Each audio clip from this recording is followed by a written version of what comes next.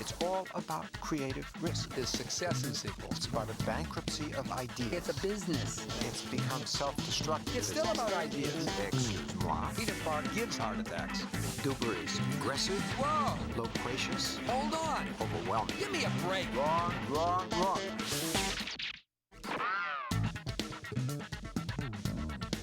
On today's Sunday morning shootout are the holiday blockbuster movies crowding out Oscar-worthy art films. Do movies suffer because of lengthy script development? Also joining us, Ron Howard and Brian Grazer. Good morning, I'm Peter Bart. And I'm Peter Goober, and you're watching Sunday Morning Shootout. In Hollywood, there are no rules, but you break them at your, well, you never break them. Okay, let's get started. So, this is the time of year when the big holiday movies are coming out, and Oscar season is starting. And here's the concern this year, that Oscar season could very easily be dominated, not by the sorts of pictures that were important in previous years. The Pianist, Boys Don't Cry, American Beauty, Life is Beautiful, pictures of that sort, not exactly franchise pictures that breed sequels. This year they could be dominated by The Last Samurai, Tom Cruise's picture, or by Master and Commander, or of course by Lord of the Rings, this third sequel, all of which are 100 million plus pictures. In other words, the big studio pictures could hold center stage and marginalize the smaller specialty pictures. Is this a good or a bad thing? Well, from my perspective, it's the natural force of nature of the movie business. This is the sweet spot at Christmas. Those 2 or 3 weeks where there's a lot of disposable income and kids are out of school and people are in a holiday atmosphere and there's a big audience available. So what happens is the studios correctly load up their guns in December the year before or October the year before for their Christmas picture. They're planning it. They put the big money, the big budget, the big stars in because they want that playing time and they want that attention of the media during that playing time. So that's what they do. But what happens then to the Life is Beautifuls and the Pianists and pictures like that this time of year when a picture opens up with a huge promotion budget? It really will drive the smaller pictures. And the smaller pictures, their big hope, after all, was an Oscar, or at least a nomination, or at least a Golden Globe nomination, or something. I mean, they wanted something that they could build a campaign on. And my concern is that as a result of this phenomenon this year and perhaps next year and years to come, the kind of pictures which we all gloried in, which were special and unique and added a specialness to the film scene, that they'll simply disappear. I don't think so. I think those special films will always be found by the critics, the audience, and the media. They're about the menus, not the meals. These studios put the menu together 12 and 15 months ahead, and they don't blink. If they blink, people like you, the media, are on them like a pack of hyenas. Therefore, once they choose the date, they got to make it. And what do they want to do? They want to have the big firepower there. But where does this leave the Pianist? The small films? films? Where does this leave poor little Roman Polanski with this little picture shot in Poland? I'm not sure about Roman Polanski and where it leaves little Roman Polanski in Poland. But it leaves him in Poland is where it leaves him. I can tell you that the reality is that's the business today. They're going to try to get the audience where it is, when it is, and with the big pictures. All blockbuster all the time. No, I don't think it's This is not the way the industry should be. But that's the way it is. And unfortunately, you're finding the studios, they're looking for those kinds of pictures. They don't want to do the Are you still the smaller chairman of pictures. Sony? I feel like I'm still talking to the suit here. No, you're not talking to a suit. You're talking to somebody who's been made a lot of small pictures. Yeah. Just think of all the brilliant small pictures you made in years past that would have been swallowed up and disappeared. Many of them were swallowed up and disappeared. The reality is, though, that the big pictures, when you make them, have a chance to be seen. Because you know what happens? It gives the studio a chance to not have to pay for all the attention. Because the publicity and the promotion of the magazines and the media shows, they glamorize these big pictures. They can't help it because they've got all the special effects and all the stars. The big dilemma is the big pictures now are going to be combines of 2 and 3 studios. So you see these Master and Commander. How many studios are there? 3 studios in there. What they're going to crowd out is the voting for the Academy Awards because those 3 studios will vote en masse for that picture. True. Okay, your Royal Barton, serve up another one. So, Pete, Memoirs of a Geisha was finally set up this week. After many years, this, remember, was a best-selling novel, terrific novel. Many directors, many screenplays, finally set up. Rob Marshall will be at the helm. You know, 5 years ago, I wrote a book called The Gross, in which I traced the film's that went through the development cycle on a single year. And I actually performed the heinous task of reading the shooting script and the first draft. And having done that, it was my discovery, my conclusion, that in every case, the first draft was better, had more energy and more muscle than the final shooting script. So I don't think the development process is that healthy. Well, you know, if a German Shepherd came into the studio head's office with a script in its mouth and it was brilliant, and the German Shepherd said, woof, woof, woof, I want to be the producer too, they'd make that script. Because if the words on the page determine the strength of the project. At the end of the day, any script that's really good will get made. So development hell is a process that's usually imposed not by the studio. It's imposed by the ego often of the director and actors who get their little fingers on it and want to put the imprimatur on the film. I think that's the challenge. I'd say wrong, wrong, wrong, but I'd waste two wrongs. I mean, I honestly do not believe that quality in a screenplay gets it made. I mean, I think that a lot of tremendously good scripts get totally ignored, especially today, when there's so many strata in the typical studio. There's so many levels of people evaluating scripts with somewhat marginal qualifications to do so. I think most good scripts get lost. If I have a script and I'm the producer and somebody loves me and the script is lousy, they're not going to do it. If they hate me and the script is great, they're going to do it. The script has the power. The words have the power. It is the blueprint for the film. And I think the real challenge, Peter, the real challenge is to try to keep people's ego out of the process. They're all trying to be the writer, the great writer. They all have their imprint on it. That's I think true. the danger today is to lose the vision of the original script. That's the danger. Not that it's wrong to rewrite a script if it's not right. Let's take a moment and explain what the process is. Script gets submitted. A director or producer may or may not be involved. As that goes through the process, a whole bunch of different people who are called development executives submit their notes to the writer or to the writer and producer, right? And so those notes keep coming in, and the writer or succession of writers keep changing. That's what's known as development hell. No, that's known as development. The process, if the script is great and the director and the actor feel it's there, it gets made. I don't understand. You know what you're doing? I'll tell you what you're doing. You're pinning the tail on the wrong donkey, Butterino. It's not the studio. It's not the studio.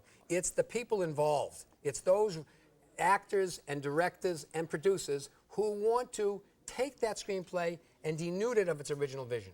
I remember Bob Daly, remember at Warner Brothers, once walked me across the lot, and he said, you know, I'm really proud of where we are, because of all the projects shooting at this moment, the average script has been in development for 10 years. I said, Bob, why are you proud of that? I mean, probably everyone's bored and de-energized. It's lost its timeliness. This is not a maturation process. This is a process of decay. I got two words for you. Rain Man, that's one word, and Batman. Batman 9 years and Rain Man 5 years. Ka-ching, ka-ching, ka-ching.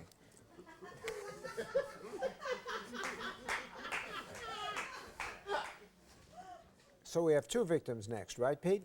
The names Ron Howard and Brian Grazer are ubiquitous. They brought a countless number of films to the screen, including the Oscar-winning A Beautiful Mind, Apollo 13, Cat in the Hat, Splash, and The Nutty Professor. Their latest venture is The Missing. Welcome, gents. Thank It's you. good to see you both. So now, In The Missing, which I saw the other day, which is a terrific picture. Thank you. It doesn't exactly present a glamorous picture of the West. I mean, the relationships are strained between the principals. The cavalry is crooked. Sort of an unpleasant panorama.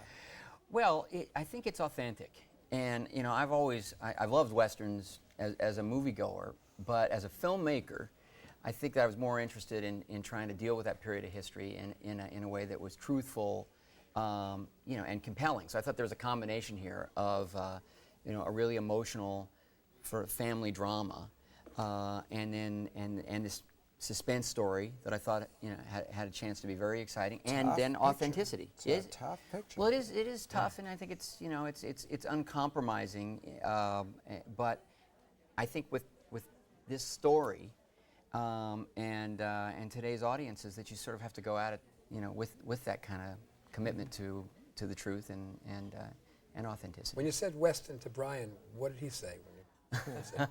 He's been saying Western for 20 years, and I've basically been saying the same thing, trying to change his mind. So, but this Western, I mean, he has been saying it for 20 years. He's always wanted to make a Western. But I read this script, and I read it a couple times, and I liked it, and I actually thought, all right, now this is going to be really interesting. Brian patently admits he does not like westerns, but then you read it. But then explain one thing to me. You take the project to Universal, not such a terrible price tag, and they turn it down. The Alamo, which you're going to produce, Disney turned that down, right? Why once do we you, won Oscars, everyone turned us down. why don't you, well, that's sort of my question. I mean, you once owned your company, or at least it was publicly owned. It was publicly owned. Right. Don't you yearn for the kind of situation where, I mean, guys who've won Oscars, who've done all that you've done in the business, when no one can turn you down? I don't. I like it, actually. I mean, I don't like getting turned down. I don't mind getting turned down. And I do like the road, the speed bumps. Because I do feel in the very end that anything that we've ever wanted to make, we can persevere and make it. It might not be the company that we start with, and our movies can get put into turnaround, but any movie that I've had enormous passion for, I've used that energy to, I've channeled that energy and got the movie made. And I like it because you learn things from getting turned down. You're just more stubborn than the studios. That's what I'm you're more stubborn, and I just meaner. And actually, being turned down in this business is an opportunity because you can wield that project to other studios and kind of balance your schedule out along a number of opportunities at other. You're doing a picture at Columbia, right? Right. And I think of course, you have one at Universal, and I think another studio too. You have one going at. Well, I do have two at Disney, and we are still involved in the Alamo, and I'm making 2 movies at Sony. So that being turned down is a very productive thing. And amortizes my emotional and economic risk. You don't have to look at the same face all the time. I know. No, you're right about that. It turns out to be a good thing. As a director, I probably, and with a great relationship with everybody at Universal, I probably could have, sort of on the one hand, really pushed it through. On the other hand, given my deal, I probably could have made them make it, in a way. But I think with the studio, you want passion and commitment and belief. Speaking of passion, though, now Universal is undergoing a fascinating change in corporate culture. Because General Electric is basically taking over. GE, NBC, 2 very conservative companies. And you just re-upped your deal there. Now, why did you re-up before having a chance to find out what this new company is going to be like? Well, I've gone through, we have gone through, 4 or 5 different owners. And so it's never really mattered that much, whether it's been the Canadian, being Edgar Brofman, or whether it's been sort of 2 sets of French, or the Japanese, Matsushita, or Sid and Lou. And it's really ultimately... They need you more than you need them. That's what it really means. Well, that's nice of you to say. It's true. When you really think about it, at the end of the day, the power is in the content and the content makers and the vision makers. And I think that's really where the strength is. And the studios change hands, but they always go after the talent. But GE, all of a sudden you'll start a meeting about a movie and end up talking about nuclear reactors. I mean, it seems this is really culture. Now, Brian, yes. I think of you in terms of happy pictures like Splash, which was one, Blue Crush, which is... You're involved now in a documentary about Deep Throat. Right. What's that about? Well, that's about... I think he should answer that question. I'm sorry. No, it's okay. Well, maybe Mrs. Grazer. Is she? Gigi? No, I owned the rights to do Linda Lovelace as a movie. And we developed a script, and ultimately, after sort of assaulting that as an idea, I learned that I wasn't very interested in Linda Lovelace. And I really wasn't very interested in Deep Throat as a movie, but I was very, very interested in the impact that the movie Deep Throat had on the popular culture in the time. So that phenomenon, the fact that Deep Throat was released in '72 and had enormous impact on movies and barriers in movies and in other art forms, whether it's fine art and Andy Warhol, television, that part really, really interested me. And trying to dissect or see how the cultural zeitgeist works with this instrument of Deep Throat, the movie Deep Throat, I found to be a great lightning rod. And so I became excited about that in its full form, and a documentary, I think, services that. Are we going to have an action figure, from that movie or something like that? I hope so. I'm going to have a big premiere, and I want... The merchandising tie-ins, I don't think I want to know about it. Well, yeah, that's right.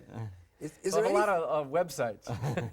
Is there anything, after winning the Oscar, after winning that, there anything to the merit of trying to find another one? Is that part of the that's a thing good that absolutely unhappily I can say that the moment that you get up there for 15 seconds, say thank you, thank you, thank you, is so short. Are you going to chase another one of those? Or do you inevitably chase another one of those? Is it so seductive? I think no. I mean, the truth is, I guess you do. Yeah. Sure. You do. You want to have that. It was such a crowning moment in our lives and an emotional moment. Yeah, we would like that. What did you think Yeah. the minute they said, and the winner is a beautiful mind? What went through your mind the minute they said it?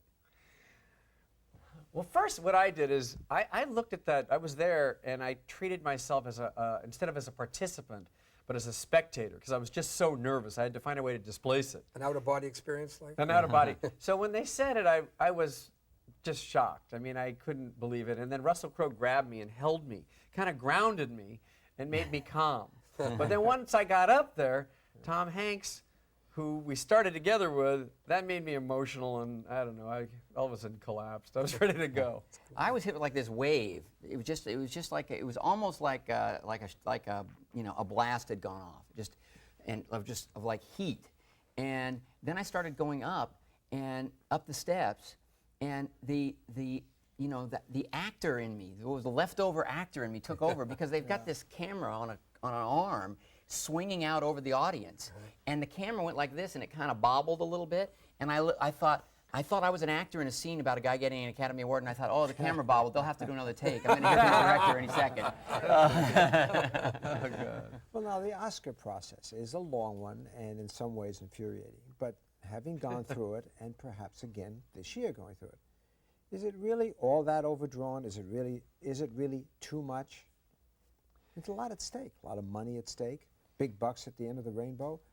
It's a lot. It's also a way to take movies that are not necessarily quote high concept, easy to market films and help them find an audience, gain their audience, and and so that's important too. It's a lot. It's a lot. It's a great deal of pressure. But to say it's too much. Are the rules this year, do you think, going to change the process or help the process, affecting it at all? I think it'll affect the process to some degree. And I think that a couple of years ago when we were in it, I think it got so ugly that I think people became embarrassed of their behavior. And I think people did were caused to force themselves into their inner conscience, and I think we'll all behave better.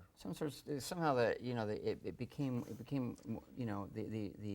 the ethical code of conduct sort of disintegrated to that of some sort of rough political campaign, and that seems to be what everybody's It is a rough political campaign. It is. griping Yeah. about. I don't know if it'll ever stop being a rough political campaign. There's That's too what much it is. money and too much ego involved for not to be. Yeah. Yeah, And I that's think the it's ultimate. That's the big prize. But query: what happens when you start aiming for the Oscar? You start thinking about the film in that context. Do you lose the center of gravity in a motion picture? You can start thinking about the prize instead of the content. Well, that's a really dangerous place Yeah. to be. Right. I think we've kind of vowed separately and together just not to ever make a movie with that in mind. Certainly when It's you just choose such to a make the movie. dangerous place because the Oscar thing is, it's stars, moons, planets aligning themselves. There's so much. It's I don't want to say luck, but in a It's weird a tiny way. little bullseye to sort of aim Yeah. for, and you might lose sight of the real values or virtues in the movie. And I think It you might got be a karmically empty way to approach it. yeah. And plus, you'd be setting yourself up for such utter disappointment. 99 times out of 100. It's so much as timing, too. I know I saw you at the first screening at the Academy of Intolerable Cruelty. Yeah. I think it's just a delightful movie. It was sophisticated. The acting was terrific. Why wasn't that a mega hit? I don't know. We can't Is really it talk. we- timing? know. Is We it can't again? figure it out. Is it a little too tough-minded? It's about divorce. Well, The divorce has been a hit subject in many films. Yeah. I And don't it's know. funny. Yeah, I don't know. I mean, That's the mystery of the It's business. a mystery of the business. That's what makes it not scientific, and that's Right. what makes it tough. When studio executives, they run P&L statements and they think they have it all figured out because this star plus this star creates some coefficient of, yeah, let's go. But that's what makes it sort of challenging, is there's no such thing as Or is it as marketing? knowing. Is it marketing? Like Blue Crush, that didn't reach the audience it deserved to reach, I don't think. It was released at a weird time Well, I of was year. sort of mad about the release date, which you're sensitive to. But because I think these seasons are like our parties, and the mood of the party of the summer is popping the beer and get going, and that a surf movie I think's when you start drinking the beer and popping the cork, you know, and I think we released the movie when they were cleaning up the tables and. You know, everybody was pretty. Everyone was pretty well sobered up by then. So speaking about being in control of the process, we tried to get you to run a studio. I remember back in my time, tried to get you to seduce you to run a studio, and though you were flattered, you passed. What is it about not running or running a studio that might induce you or seduce you, and what is that might keep you away from it? Well, what would keep me away from it now? I mean, then it was possibly more enticing, but now I think power in Hollywood is so holographic. It's amortized or spread over so many people. You don't know who's Oz. Right. So I don't. It's far less attractive than it was, you know, in the 70s or 80s, certainly. You know, now you don't know who's making the decision, what's going on. So I think it's less exciting on that level. And I mean, if somebody said, here, this is the budget for the year in every prints and ads and everything, and you're never going to be questioned. Right now, there's people out there listening, chairmen of companies and CEOs of big corporations saying, okay, let's aim it right, get this guy. And what they're thinking is, sure, we'll tell them the budget, and then next year it'll be 20% less, and next year 20% less than that. He's probably right. But look, pretty hard going. Being a producer is probably the greatest job in the movie business for me right now, because I've developed so much material over 20 years that there's enough momentum that I kind of get to do what you want. all the things I Plus want. a lot of television. What about yourself? You're a terrific producer. You're a terrific director. You were an actor. Did you ever decide, look at a role, you read the script, and say, you know, I'm going to act in this too? Well, not so far. Every once in a while, somebody offers me something pretty enticing, and some directors who I admire, and it'd be really fascinating to do it. But I honestly, every time I look at it, I think, all right, okay, I'm still raising 4 kids. I'm involved as a partner in a company, and I'm really ambitious as a director, and I try to I try to keep, sort of working on films that I care about all the time. And I keep thinking, well, okay, what is that? 2 weeks, 3 weeks, 4 weeks, 5 weeks? That it would be like a lark right now. Yeah. So someday, I would really like to take one of those offers Sidney up. Pollock does it. Yeah, Sidney, no, you're a better actor than Sidney. Well, it would be great. It would be great, but for the moment, it's just if I have time, if I really have weeks, I'd rather be able to pitch in a little more on Imagine projects or something like that. Now, you've made pictures with big stars, major stars. Yeah. The last picture, Missing, you did not have a superstar. Right. Do you? Which is the best road to travel in the future? It so depends on the casting. I mean, you fall in love with a project for a particular set of reasons. Mm-hmm. One instance might be, this is a great vehicle for 1 or 2 people. If I can get those people, I want to collaborate with them on this movie. That wasn't the case with The Missing. I loved the story. I loved the balance of it. There was a kind of a thematic. The harmonics were good. I liked the way the emotional story, the suspense story, kind of rolled down the tracks together in concert. So it depends entirely on the movie. Mm-hmm. What I do is I ultimately fall in love with the subject, and generally what it boils down to is there's a point where I'm thinking, can I bear to see someone else make this movie?